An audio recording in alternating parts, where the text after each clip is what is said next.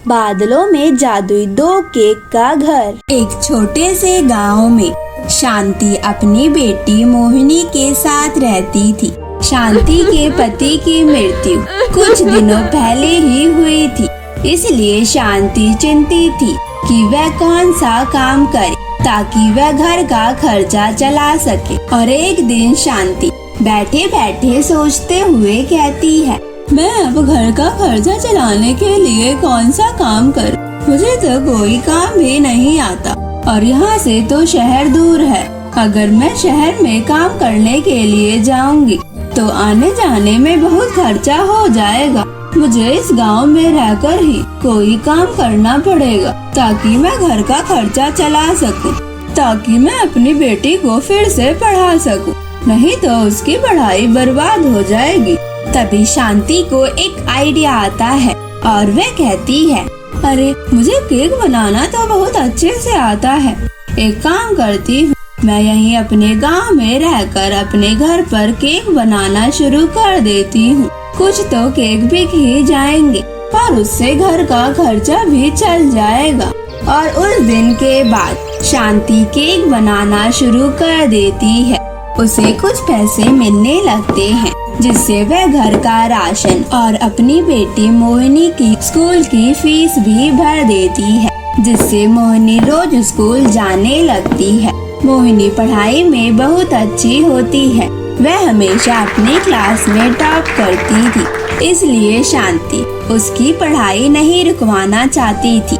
ऐसे ही दिन बीत रहे थे।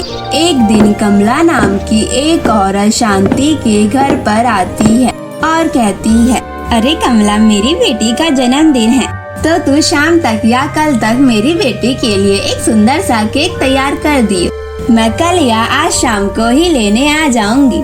लेकिन कमला, आज शाम को मत आना, तुम कल ही अपनी बेटी का केक लेकर जाना। आज मेरी तबीयत कुछ ठीक नहीं है तो कुछ समय भी लग सकता है।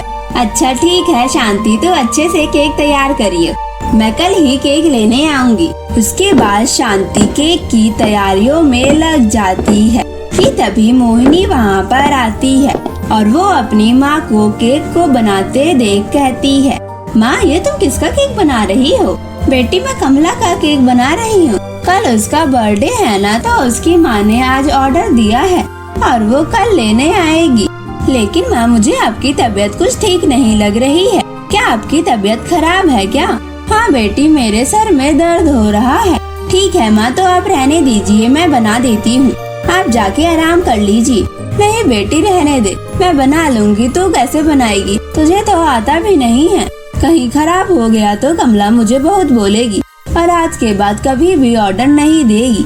एकमात्र हमारा इस केक का ही तो सहारा है जो हमारा पेट भरता है। अगर ये ऑर्डर भी ना मिले तो हमारा जीना ही दुश्वार हो जाएगा। इसलिए तू रहने दे, मैं बना लूंगी। अरे माँ, मुझे आता है, मैं कई दिनों से आपको देख रही हूँ। मैं आपकी बेटी हूँ क्या? मुझे इतना भी नहीं आता? मुझे बहुत अच्छा आता है। आपको विश्वास नहीं है तो आप देख लेना। इसलिए अभी आप जाके आराम कर। उसके बाद शांति जाकर आराम करने लगती है और मोहिनी अपने केक की तैयारी में लग जाती है। वह बहुत मेहनत करके बहुत सुंदर केक बनाती है और अगले दिन कमला उस केक को लेने आती है। उस केक को देखकर कमला कहती है, अरे वाह, शांति ने तो इस बार बहुत अच्छा केक बनाया है। इससे पहले तो इतना अच्छा केक नहीं बनाया। तब शांति कहती है, नहीं नहीं कमला, ये केक मैंने नहीं बनाया, यह केक मेरी बेटी ने बनाया है। कल मेरी तबीयत कुछ ज्यादा ही खराब हो गई थी, इस वजह से मैं केक नहीं बना पाई और मेरी बेटी ने यह केक बनाया है, जो कि मुझे भी विश्वास नहीं हो रहा है। इसने ये केक पहली बार बनाया है और वो भी इतना सुंदर तो मैंने भी नहीं बनाया। हाँ शांति, तुम सही कह रही हो, यह केक बहुत सुंदर है, इसलिए तुम ये अपने पैसे लो और ये एडवांस भी और ये फालतू भी, क्योंकि ये केक बहुत सुंदर है। मेरे मेहमान जब ये देखेंगे तो बहुत खुश हो जाएंगे और मेरी बेटी तो और भी खुश हो जाएगी, इसलिए मैं तुम्हें ये पैसे देना चाहती हूँ। शांति वह पैसे ले लेती है और कमला वह केक लेकर वहाँ से चली जाती है। उससे जो पैसे मिलते हैं शांति उन पैसों को अपनी बेटी मोहिनी को दे देती है और कहती है, तूने बहुत मेहनत की थी, इसलिए ये पैसे तू ही रख ले।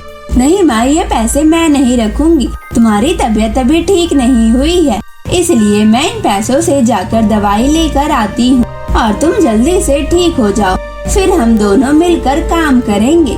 मेरी प्यारी बेटी मेरा कितना ख्याल रखती है, ऐसी बेटी भगवान सबको दे। उसके बाद मोहिनी अपनी माँ के लिए दवाइयाँ लेकर आती है और वो दवाई अपनी माँ को खिला देती है, लेकिन शांति की तबीयत ठीक होने का नाम नहीं लेती है। और एक दिन जब मोहिनी घर पर आती है तो शांति उससे कहती है, बेटी मेरी तबीयत अब नहीं ठीक होने वाली है, अब तुम अपना ख्याल रखना, मैं अब कुछ ही देर की मेहमान हूँ, मुझे नहीं लगता कि मेरी तबीयत अब ठीक हो पाएगी। मेरी प्यारी बेटी अपना अच्छे से ख्याल रखना और किसी का भी बुरा मत करना। ये कहते ही शांति मर जाती है और मोहिनी रोने लगती है, माँ आप मुझे छोड़कर क्यों चले गए, मैं अब अकेली हो गई हूँ, अब मैं कैसे अकेली रहूंगी, मेरा एक आप ही तो सहारा थे, पापा भी छोड़कर चले गए और आप भी आज छोड़कर चले गए, अब मैं अपनी जिंदगी कैसे अकेले जीऊंगी। ये कहते हुए मोहिनी रोती है और कुछ दिनों तक वह अपने घर से भी बाहर नहीं निकलती है, लेकिन वह खुद को संभालती है। वह स्कूल जाने लगती है।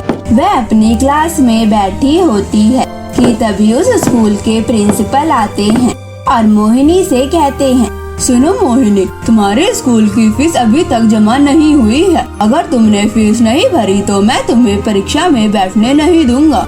लेकिन सर मेरी माँ का अभी देहांत हुआ है, इसलिए मैं अभी कैसे स्कूल की फीस जमा कर सकती हूँ, आप मुझे कुछ महीनों की मोहलत दीजिए, मैं कैसे भी करके स्कूल की फीस जमा कर दूंगी। मुझे वो सब नहीं पता, मैं तुम्हें 1 हफ्ते का टाइम देता हूँ, अगर तुमने 1 हफ्ते में स्कूल की फीस जमा नहीं करी तो मैं तुम्हें स्कूल से बाहर निकाल दूंगा। लेकिन सर मैं 1 हफ्ते में स्कूल की फीस कैसे जमा करूँगी, 1 हफ्ते बाद तो स्कूल की परीक्षा भी शुरू हो जाएंगी, मैं पढ़ूंगी या काम करूँगी, वो सब मुझे नहीं पता, अगर तुमने स्कूल की फीस जमा नहीं करी मैं तुम्हें स्कूल से बाहर निकाल दूंगा और मुझे नहीं लगता कि तुम स्कूल की फीस जमा कर पाओगी, इसलिए तुम अभी बाहर निकल जाओ, जब तुम स्कूल की फीस भर दोगी तब तुम परीक्षा में बैठना या फिर स्कूल में एंट्री करना। उसके बाद मोहिनी वहाँ से चली जाती है और रोते हुए वह एक जंगल के तालाब के किनारे बैठ जाती है। वह वहाँ पर बहुत रोती है और वह वहाँ से उठकर अपने घर चली जाती है कि तभी उसके घर पर कमला आती है और कमला मोहिनी से कहती है, अरे बेटी मुझे केक की सख्त जरूरत है, क्या तुम कल तक 50-60 केक बना सकती हो? तुम पैसे की चिंता मत करो, मुझे बहुत बड़ा ऑर्डर मिला है, मैं वहाँ पर इसको दे दूंगी और मुझे पहले से ही एडवांस पैसे मिले हुए हैं, जब तुम केक बना लोगी मैं उसी वक्त तुम्हें सारे पैसे दे दूंगी। ये सुनकर मोहिनी खुश हो जाती है और कहती है, ठीक है, कल तक मैं आपके लिए 50-60 केक बना कर रखूंगी, आप शाम को आना और ले जाना। कमला फिर वहाँ से चली जाती है और मोहिनी केक की तैयारी में लग जाती है। उसके पास जितने भी पैसे होते हैं उनसे सामान खरीद कर केक पर खर्च कर देती है। तभी आखिरी केक बनाते वक्त उसका एक सामान खत्म हो जाता है, इसलिए वह दुकान पर सामान लेने के लिए जाती है, लेकिन वह अपना घर का गेट बंद करना भूल जाती है। उसके घर के गेट खुले होने की वजह से उसके घर में कुत्ते बिल्लियाँ घुस जाते हैं और सारा केक खराब कर देते हैं। जब मोहिनी घर पर आती है तो यह सब देखकर हैरान हो जाती है और बहुत दुखी भी, और वह सोचने लगती है, अब मैं इतनी जल्दी और इतने सारे केक को कैसे तैयार करूँगी, मेरे पास तो पैसे भी नहीं है जिससे मैं सामान खरीद कर ला सकूं, और कुछ समय में वो केक लेने के लिए आती ही होंगी, मैं उन्हें क्या जवाब दूंगी। तभी वहाँ पर कमला आ जाती है और मोहिनी से कहती है, मोहिनी तुम्हारे केक कहाँ हैं? जल्दी लाओ, मुझे देर हो रही है। मोहिनी उसे सारी बात बताती है, लेकिन मोहिनी को बहुत गुस्सा आ जाता है और वो कहती है, अगर कल तक तुमने केक तैयार नहीं करे तो मैं तुमसे ही पैसे लूंगी, क्योंकि मैं पैसे ले चुकी हूँ और तुमने अभी तक केक नहीं बनाए हैं। मैं तुम्हारी एक भी बात नहीं सुनना चाहती हूँ, मैं कल केक लेने के लिए आऊँगी। फिर कमला वहाँ से चली जाती है। मोहिनी उदास होकर फिर से उस नदी के किनारे बैठकर रोने लगती है कि तभी उस नदी में से आवाज आती है, मोहिनी तुम इतनी चिंतित क्यों हो? तुम कल भी रो रही थी और आज भी रो रही हो। तुम्हें क्या हुआ है? तुम मुझे अपनी परेशानी बता सकती हो। फिर मोहिनी सारी बात नदी को बता देती है। तब वह नदी मोहिनी से कहती है, मोहिनी तुम्हारी परेशानी बहुत बड़ी है। तुम इतनी जल्दी कैसे इन सब केकों को बनाओगी? इसीलिए मैं तुम्हारी कुछ मदद करना चाहती हूँ। और नदी अपने जादू से वहाँ पर एक बहुत लंबी सीढ़ी ला देती है जो कि बादलों में जा रही होती है। यह देखकर मोहिनी पूछती है, अरे ये सीढ़ी तो बहुत लंबी है, ये सीढ़ी कहाँ तक जाती होगी? लगता है ये आसमान तक जाती है। हाँ मोहिनी तुम सही कह रही हो, यह सीढ़ियाँ आसमान तक जाती है। तुम इस सीढ़ी की मदद से आसमान में जाओ, तुम्हें जरूर वहाँ पर कुछ मदद मिल जाएगी और तुम्हारी परेशानी का हल भी। फिर मोहिनी उस सीढ़ियों की मदद से आसमान में पहुँच जाती है। जब मोहिनी आसमान में पहुँचती है तब वह देखती है वहाँ पर 2 केक के घर होते हैं, जिसे देखकर मोहिनी हैरान हो जाती है और कहती है, अरे ये तो केक के घर हैं। आज से पहले मैंने ऐसे केक के घर नहीं देखे हैं। मैंने तो सिर्फ बनाए हैं, लेकिन इतने बड़े केक के घर होते हैं ये तो मुझे पहले कभी भी नहीं पता था।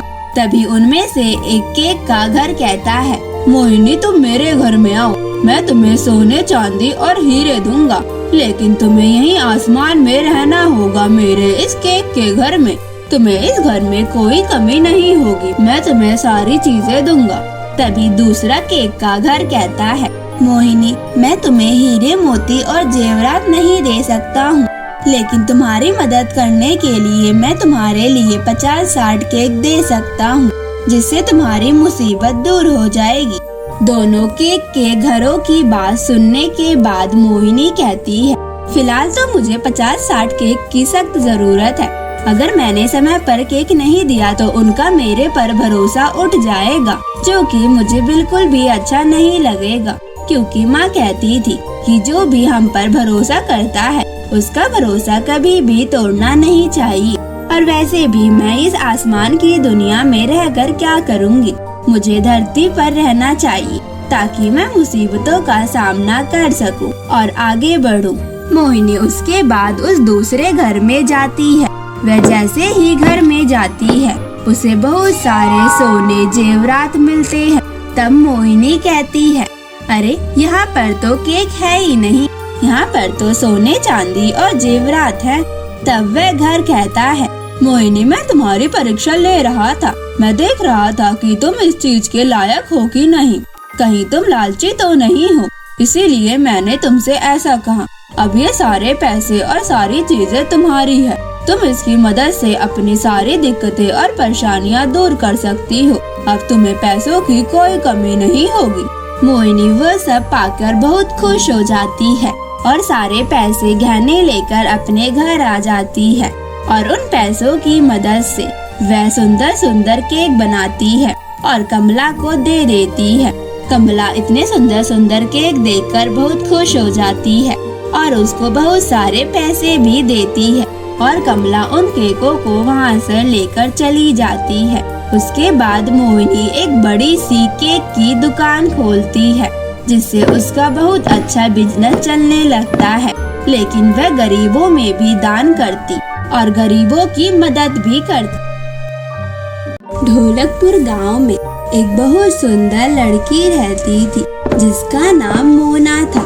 मोना को अपनी सुंदरता पे बिल्कुल भी घमंड नहीं था, लेकिन मोना बहुत गरीब थी। मोना के पिता अपनी औकात से भी बड़े स्कूल में मोना को पढ़ाते थे। मोना की माँ उसी स्कूल में सफाई किया करती थी। मोना के पिता एक मजदूर थे, वह मजदूरी करके घर का खर्चा चलाते थे।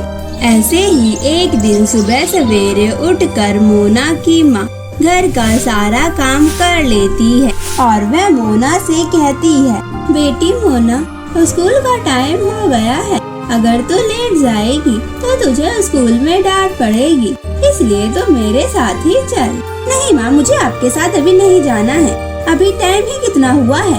नहीं बेटी, तो जल्दी उठ और तैयार हो जा। फिर मोना उठकर जल्दी से तैयार हो जाती है और अपनी माँ के साथ स्कूल चली जाती है। मोना स्कूल पहुंचकर अपनी क्लास में बैठ जाती है और मोना की माँ स्कूल की सफाई करने लगती है। तभी कुछ देर बाद मोना की क्लास के बच्चे भी आने लगते हैं और रिया भी आ जाती है।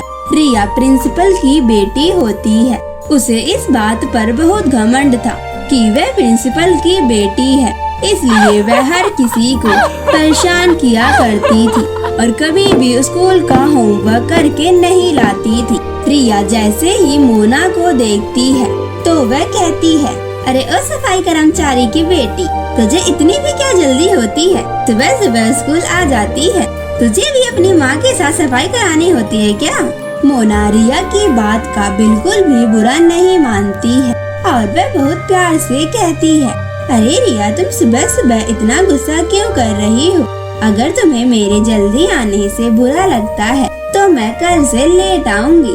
वो तो माँ मुझे अपने साथ जबरदस्ती ले आई, इसलिए मैं आ गई। रिया मोना को हमेशा परेशान किया करती थी, लेकिन मोना रिया की बातों का और उसकी हरकतों का बिल्कुल भी बुरा नहीं मानती थी। लेकिन रिया मोना की इस हरकत से बहुत गुस्सा हो जाती है और वह अपनी सीट पर जाकर बैठ जाती है। तभी क्लास में टीचर आ जाती है और टीचर सभी बच्चों से कहती है, चलो आज सभी बच्चे अपना अपना होमवर्क चेक करा लो। टीचर के ये कहने के बाद सभी बच्चे अपना अपना होमवर्क चेक कराने लगते हैं और जब टीचर मोना का होमवर्क देखती है तो बहुत खुश हो जाती है और वह कहती है, मोना, तुमने तो अपना होमवर्क बहुत अच्छे से किया है। तुम इस पूरे क्लास की होशियार लड़की हो और समझदार भी। चलो रिया, तुम भी अपना होमवर्क चेक करा लो। टीचर, मैंने अपना होमवर्क नहीं किया है। रिया, तुम प्रिंसिपल की बेटी हो, फिर भी तुम्हें किसी बात की चिंता नहीं होती है।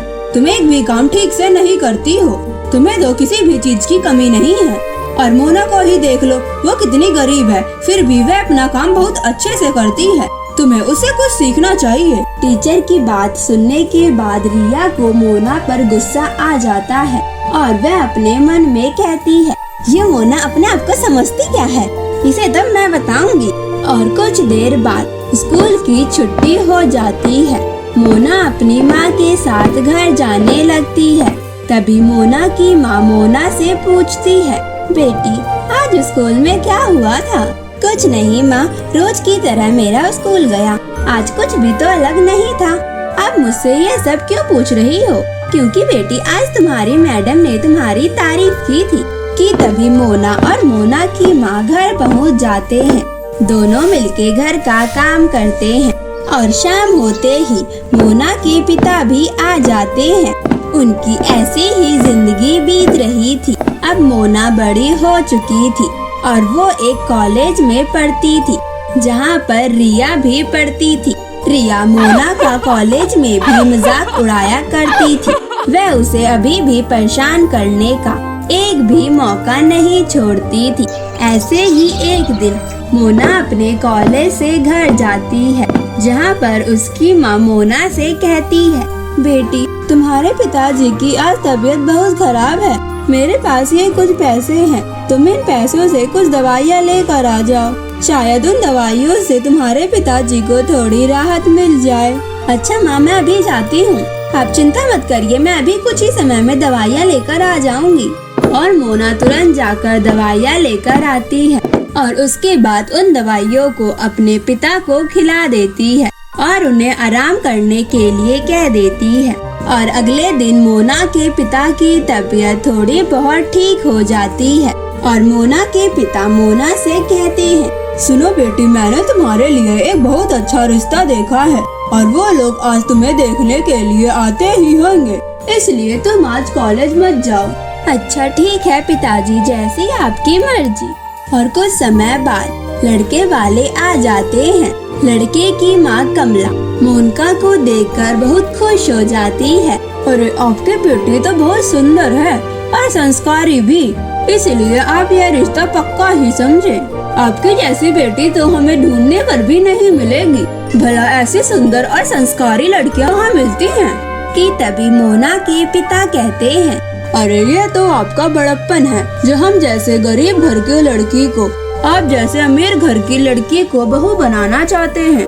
मैं इस बात से बहुत खुश हूँ, इसलिए आप अपना मुंह मीठा कीजिए। अरे हाँ, हमें आपकी लड़की बहुत पसंद है। और उसके बाद मोनिका का रिश्ता तय हो जाता है और वो लोग वहाँ से चले जाते हैं। उनके जाने के बाद मोनिका की माँ मोनिका से कहती है, बेटी अब तुम्हारी सारी परेशानियाँ खत्म हो जाएंगी और तुम एक अच्छा जीवन व्यतीत कर पाओगी। अच्छा ठीक है माँ, मैं कॉलेज जा रही हूँ। मोनिका कॉलेज जाती है। वहाँ पर रिया भी अपने कुछ दोस्तों के साथ खड़ी होती है। रिया जैसे ही मोनिका को देखती है वह मोनिका से कहती है, मोनिका ये लो मेरी शादी का कार्ड। मेरी शादी तय हो गई है और तुम मेरी शादी में जरूर आना, क्योंकि बचा हुआ खाना तुम ही तो खाओगी और तुमसे नहीं खाया जाएगा तो तुम अपने माता पिता के लिए ले जाना। और हाँ, मेरी शादी का जो दुल्हन का सेट है ना, वो भी देख के जाना। शायद तुमने ऐसा सेट तो कभी देखा ही नहीं होगा, कम से कम तुम्हें देखने का तो नसीब हो जाएगा। तुम इतनी गरीब हो कि तुम क्या ही खरीदोगी। अगर कभी तुम्हारी शादी हुई तो तुम अपने पुराने वाले कपड़े पहन के शादी मत कर लेना।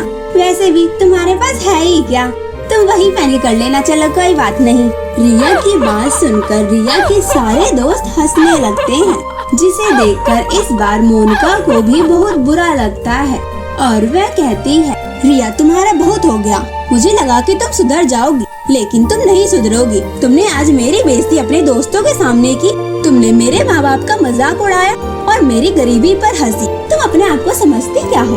और हाँ, मेरी भी शादी तय हो चुकी है। तुम मेरी शादी में जरूर आना और मेरा भी दुल्हन का सेट जरूर देखना, तुमसे लाख गुना अच्छा होगा। ये सब बोलकर मोना वहाँ से चली जाती है और एक पेड़ के नीचे बैठकर रोने लगती है और वह कहती है, मैंने ये सब रिया को तो बोल दिया, लेकिन मैं ये सब लाऊंगी कहाँ से? पिताजी की तबीयत वैसे ही खराब चल रही है और माँ तो कितना ही कमाती है जो मुझे एक सुंदर सा दुल्हन का सेट दिला पाएगी। अब मैं क्या करूँ? लगता है मेरी बेइज्जती फिर से होगी। बचपन से लेके आज तक मैं अपनी बेइज्जती सहती आ रही हूँ, लेकिन मैंने आज तक बुरा नहीं माना है। लेकिन अब तो हद पार हो गई है, अब मुझे कुछ करना ही पड़ेगा। लेकिन मैं क्या कर सकती हूँ? वो अमीर लोग हैं और हम गरीब। तभी एक आवाज आती है, मोनिका तुम ऐसे क्यों बोल रही हो? ये आवाज सुनकर मोनिका डर जाती है और वह कहती है, तुम कौन हो? मोनिका तुम डरो मत, मैं ये पेड़ हूँ जिसके नीचे तुम बैठी हुई हो। मोनिका मुझे पता है तुम बहुत बड़ी परेशानी में हो और तुम्हारे साथ बचपन से बहुत बुरा हो रहा है, लेकिन आज तक तुमने इसकी शिकायत किसी से भी नहीं की। लेकिन मुझे तुम्हारे बारे में अच्छे से पता है और मैं तुम्हारी मदद करना चाहता हूँ, इसलिए मैं तुम्हें दुल्हन का सेट दूंगा। क्या सच में? तुम सही कह रहे हो? हाँ मोनिका, मैं सच कह रहा हूँ। मैं तुम्हें कोई आम दुल्हन का सेट नहीं दूंगा, मैं तुम्हें एक जादुई दुल्हन का सेट दूंगा, जिससे तुम्हारी सारी परेशानियाँ दूर हो जाएंगी और तुम्हारी जिंदगी में खुशियाँ ही खुशियाँ होंगी। फिर वह पेड़ एक जादुई दुल्हन के सेट में बदल जाता है, जिसपे बहुत सारे दुल्हन के सेट लगे होते हैं। उन सेट में बहुत सारी चीजें होती हैं, जैसे कि लहंगा, सैंडल, मेकअप और भी सामान, जिसे देखकर मोना बहुत खुश हो जाती है और वह कहती है, अरे ये तो बहुत सुंदर सुंदर सेट है। मैंने आज तक ऐसे दुल्हन के सेट नहीं देखे हैं। ऐसे दुल्हन के सेट तो किसी एक्टर ने भी नहीं पहने होंगे। हाँ मोनिका, तुम सही कह रही हो। ये जादुई दुल्हन के सेट बहुत सुंदर और चमत्कारी भी हैं। इसलिए तुम ये दुल्हन का सेट ले जाओ। और उसके बाद वह जादुई दुल्हन का सेट लेकर अपने घर आ जाती है, जिसे देख उसकी माँ हैरान हो जाती है और वह अपनी बेटी से कहती है, बेटी इतना सुंदर दुल्हन का सेट तो कहाँ से लेकर आ रही है? मेरे पास इसके देने के लिए पैसे नहीं है, तो इसे वापस कर दे। माँ, आपको पैसे देने की कोई जरूरत नहीं है।